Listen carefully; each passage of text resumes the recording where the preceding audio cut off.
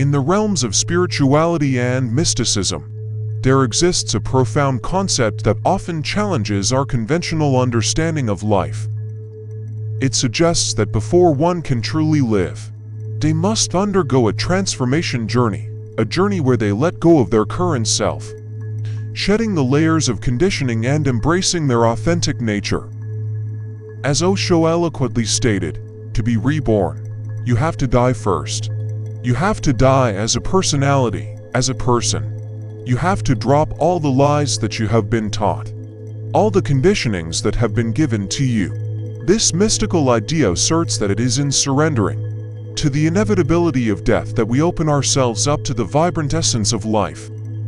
Life and death, seemingly opposing forces, are intertwined in an intricate dance that shapes the very fabric of our existence. Ramana Maharshi, the sage of Arunachala, spoke of this interplay, saying, "Birth is only the beginning of the cycle of death, and death is only the end of the cycle of birth. Life weaves in and out of death." The mystical path teaches us that to experience the fullness of life, we must confront the reality of death. It is in embracing the impermanence of our current self that we pave the way for a rebirth, an awakening to our true nature. From an early age, we construct identities based on societal expectations, cultural influences, and personal experiences.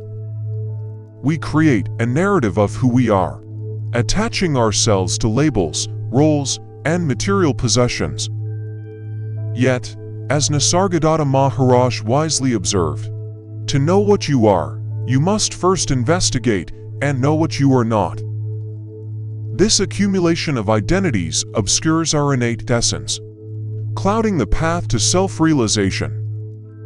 To embark on the mystical journey, we must be willing to let go of these layers of identification. It is an act of surrender, an act of dying to the self we have constructed. In this surrender, we release the attachments that bind us and create space for the emergence of our authentic being.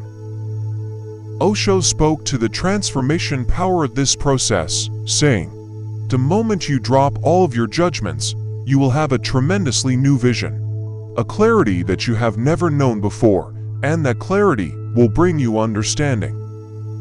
It is through the cracks of our perceived self that the light of our true nature can shine forth. Death, often feared and shunned, holds profound wisdom when viewed from a mystical perspective.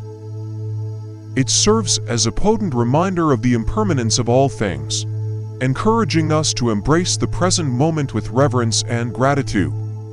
As Ram Dass shared, dying is absolutely safe. It's like taking off a tight shoe. By confronting the reality of our mortality, we gain a heightened appreciation for the beauty and fragility of life itself. As we let go of our constructed self, a new self begins to emerge, one that is in alignment with our true nature. This rebirth is not a complete abandonment of our past experiences, but rather a shedding of the layers that no longer serve us. Ramana Maharshi beautifully expressed this, saying, "The real I is always free and alone. The mind creates the bondage. And when the mind ceases to exist, the bondage is found to be non-existent." It is an unveiling of our essence, guided by intuition and an inner knowing. In this process, we rediscover the joy of authenticity, where our thoughts, actions, and desires are aligned with the core of our being. To push away death is to push away life itself. When we cling to the familiar and resist change, we limit our growth and inhibit the blossoming of our potential. Osho reminds us of this profound paradox, stating, "Accept death, and you will attain to life. Go into death, and you will find the way to eternal life." The mystical journey teaches us to embrace the paradoxes of existence, to recognize that in the dance of life and death, we find profound meaning and purpose. By shedding our constructed self and embracing the inevitability of death, we unlock the gateway to our authentic nature. As Ramana Maharshi wisely declared, death is not the end. There is no end. You are never going to be born and you're never going to die. This is a dream. In this mystical journey, we come to realize that the essence of life lies not in the preservation of the self, but in the continuous process of dying and rebirth.